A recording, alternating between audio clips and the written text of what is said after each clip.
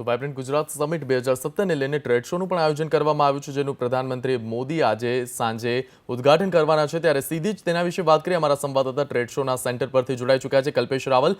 કલ્પેશ, ખાસ કરીને આજે ટ્રેડ શોનું ઉદ્ઘાટન થવા જઈ રહ્યું છે, કયા પ્રકારની તૈયારી કરી દેવામાં આવી છે?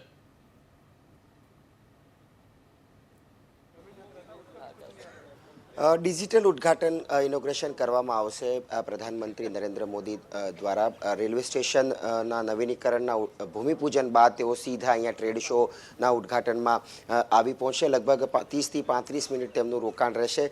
1500 ચોરસ મીટર માં આ વિસ્તારમાં આ ટ્રેડ શો પથરાયેલો છે। 1500થી વધારે સ્ટોલ્સ છે। દેશ વિદેશની કંપનીઓના દરેક કંપનીઓએ પોતાની ઇનોવેટિવ પ્રોડક્ટને શોકેસ કરવાનો પ્રયાસ કર્યો છે। સાથે જ આ વખતે ડિફેન્સ સેક્ટરનો પણ એટલે કે ભારતીય લશ્કરી દળોનો પણ એક અલગ પ્રદર્શની છે કે તેમાં તેમની જે સિદ્ધિઓ છે, ઉપલબ્ધિઓ છે અને જે ભારતની તાકાત છે એ પ્રકારના લડાકુ હથિયારોનું પણ પ્રદર્શન અહીંયા યોજવામાં આવેલું છે। 9 થી 11 જાન્યુઆરી દરમિયાન આ જે ટ્રેડ શો છે તે આમંત્રિતો માટે, ડેલિગેટ્સ માટે આરક્ષિત રહેશે, પરંતુ 12 અને 13 જાન્યુઆરીથી જાહેર જનતા માટે આ ટ્રેડ શો ખુલ્લો મૂકવામાં આવશે। 15 થી 20 લાખ લોકો આ ટ્રેડ શોની મુલાકાત લે તેવી શક્યતાઓ છે અને જે ઉદ્યોગ સાહસિકો છે, જે સંશોધકો છે, તેમના માટે એક મજબૂત પ્લેટફોર્મ આ ટ્રેડ શો પૂરું પડશે તેવો આશાવાદ વ્યક્ત થઈ રહ્યો છે। લગભગ 5:30 વાગ્યાની આસપાસ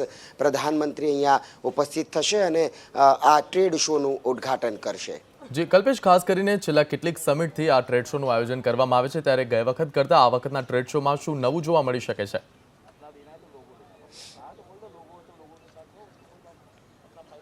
આ વખતે કેન્દ્ર અને રાજ્ય સરકારના જે વિવિધ વિભાગો છે તેમને સ્ટાર્ટઅપ ઇન્ડિયાનું જે આખું અભિયાન છે, સાથે જ જે નવા પ્રોજેક્ટ્સ બંને સરકારો દ્વારા હાથ ધરવામાં આવેલા છે તે તમામ પ્રોજેક્ટ્સનું પ્રદર્શન અહીંયા યોજવામાં આવેલું છે।